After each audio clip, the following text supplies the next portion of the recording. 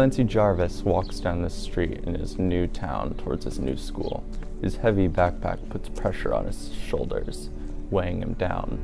But what is weighing him down more is the pressure to do well and fit in this new environment.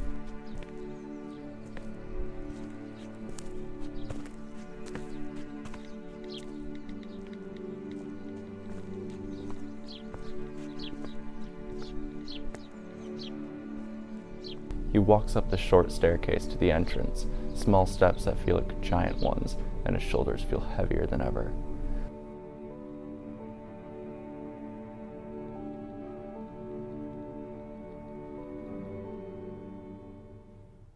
The fluorescent light in the hallway is oddly bright and unsettling. Clancy decides that he dislikes it already. Two students stand in the hallway up ahead. Both of them stare down at handheld devices, their eyes glued to the screens. Clancy thinks that perhaps this might be a chance to make a first impression.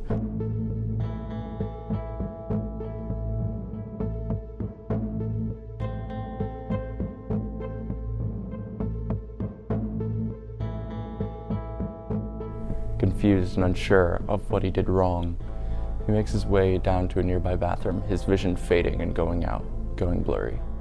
He lets his backpack fall off his back onto the bathroom floor, but it doesn't relieve any of the weight he feels pressuring him down. By now his vision really is horrible, and he can feel himself fading, his legs giving out. He grabs the sink in an effort to keep himself standing, but ultimately he feels powerless, and the world goes black.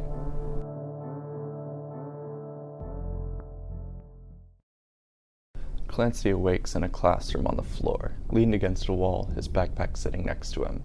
Everyone in the class is staring ahead at the large screen in the front of the room. The teacher is dully explaining something to them in a continuous, monotone tone that would put anyone to sleep. On the screen, a large slide is titled narcolepsy, followed by multiple symptoms of it. Notes on human diseases, specifically narcolepsy, which Clancy finds ironic. Essay due Wednesday is circled in red and jumps off the page, grabs his attention.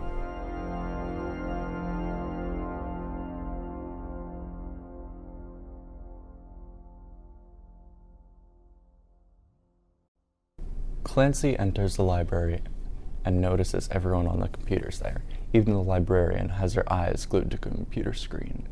He attempts to get the librarian's attention, clearing his throat and tapping the desk, but she doesn't look at him. After throwing one last weary look at the librarian, Clancy walks towards the bookshelves to try and find that book on narcolepsy that he needs.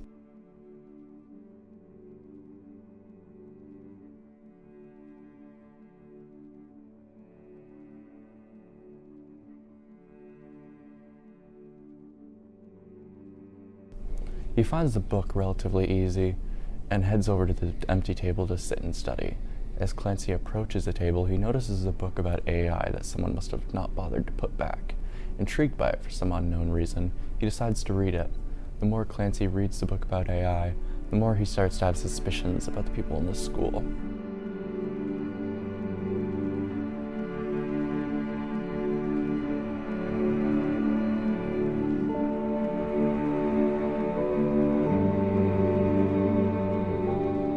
He's so wrapped up in reading and his own thoughts that he doesn't even notice a shadow standing behind him. And he doesn't have any time to notice as suddenly the world goes black once again.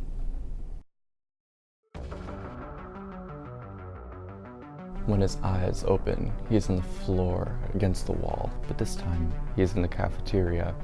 He gets to his feet, leaving his backpack on the floor. There's no other students here getting food, only the woman at the register staring at him. He looks away from her and moves towards the food section, where suddenly he wonders if he even has any money on him. He searches his pockets and removes a wallet. When he finds it, he discovers that it's in fact empty. Students sit at tables all in the same position, facing forward, eyes down, eyes glued to the screen in their hands. Clancy joins a table full of mindless students. He sits across from them and tries to greet them, but no one looks up. They tap away at their screens, their faces blank and expressionless. He begins to feel overwhelmed as he did that morning. All Clancy could think about is how he needs to get out of this school and away from these seemingly robotic teenagers. So with one last look at them, he stands and makes his way away from the table. When he stands, all the students look up and their eyes follow him as he leaves the cafeteria.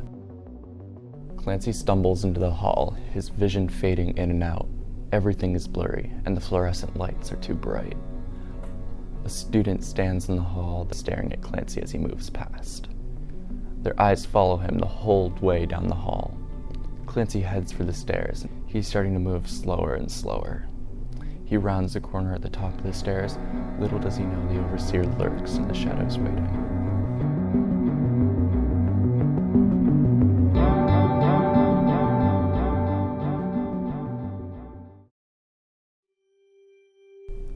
Clancy Jarvis walks down the street towards his new school, but he is ready for the day and grateful that he is finally over that virus. The end.